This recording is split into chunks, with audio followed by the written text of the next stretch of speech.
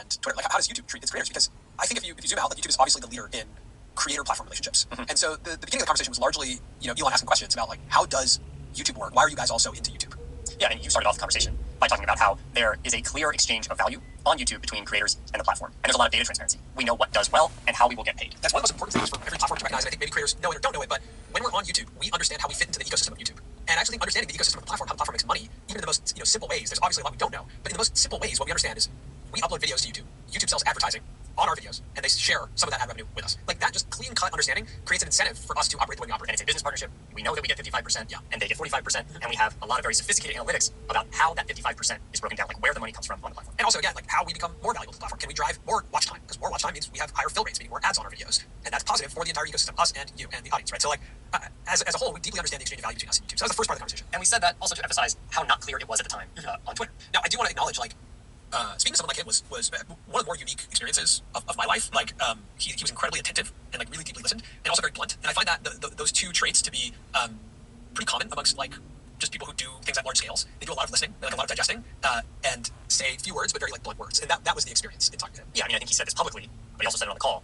Everything is broken. It's not that surprising that things aren't going that great. Yeah. Because from what I can tell from the inside, a lot of things are broken. So we talked a lot about YouTube, value exchange, but really just the frictionless, once you're in the partner program, the frictionless environment of, like, we upload videos and we get paid, right? Like, that was a very clear explanation from all of us creators, like, this is how it works. So naturally the conversation started to get into advertising. Advertising on Twitter. And Elon brought up something pretty interesting I hadn't thought about before. He talked about how the way Twitter works, they're optimizing for session time. They want people to stay on Twitter longer. Now, when you see ads in your feed, the ads that are less engaging will actually keep you on the platform longer, because if they were engaging, you would click and you would leave. So he said that we're optimizing for ads that people don't like, and that needs to change. Right. At scale, he shared some ideas with us, which was really interesting. One of the ideas that he shared was, what if we put ads in the replies? So wherever the most engaged conversation is on Twitter, can we understand what that conversation is about and then put ads, right? So if there's a conversation about basketball, can we throw in a Dick's Sporting Goods ad in that conversation? In a more relevant space. In a more relevant space, which is actually the comments in the conversation. Yeah, and if the ad is being shown in a more relevant space, the price of that ad can go up, right? Because you're targeting the audience more specifically. So the ad should be more effective. And that was an interesting idea. He was throwing out some new and unique ideas about advertising, but largely the call was really explaining to Elon how and why the creator economy works, and more specifically how and why YouTube works, because it's the best platform for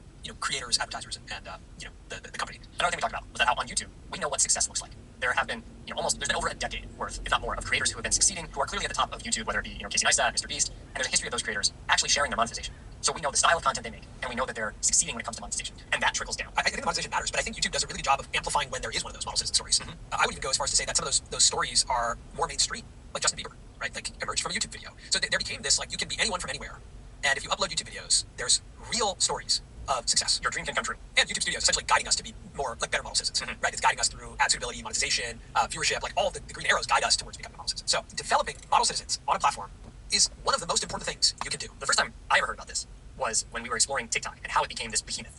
And I saw a video from one of the founders talking about TikTok. Building a community from scratch is like you just discovered a new land. From wealth distribution point of view, you make sure majority of the wealth is distributed to a small percent of people. And then these people became role model for other people. And they say, hey, this is a normal guy and he became super rich. I can do the same. So essentially what he's talking about there, I'm already shocked listening to this, but he's describing a new social platform as like a nation state, like developing new land, and you have to distribute wealth in a way that shows everyone who the model citizens are. That's a wild concept when you really think about it, but you look at TikTok, it's like Charlie D'Amelio, Addison Rae, those were early, aspirational, relatable, good stories of model citizens that felt like you could replicate, and that brings an influx of a certain type of content. We've never known on Twitter what a model citizen looks like. We don't know the American dream of Twitter, the person who came from nothing, started tweeting, and then became successful. Mostly what we know about is very prominent figures who come to Twitter to debate and talk, and they have some pre-existing level of success and come to Twitter. So that rags to riches story does not exist yet on Twitter. And what we suggest to Elon is that we need a model citizen. We need to know what we are aspiring towards. I think one of the problems that Twitter has had is that being a model citizen has very little to do with monetization. Yeah. It has everything to do with discoverability and your brand and your profile, right? Like YouTube is just hard enough that if you did it over a number of years and you weren't making any money, you would probably stop or scale back. Twitter is so actually easy to create that you can become a model citizen, and even if you don't get paid, you're happy to get paid in discoverability, in brand awareness, right? Yeah. That's still the case because people aren't really making money on Twitter. Some people are just happy to continue posting because it's relatively low lift and they're getting some level of brand awareness. The opportunity for the ROI of social currency or viewership currency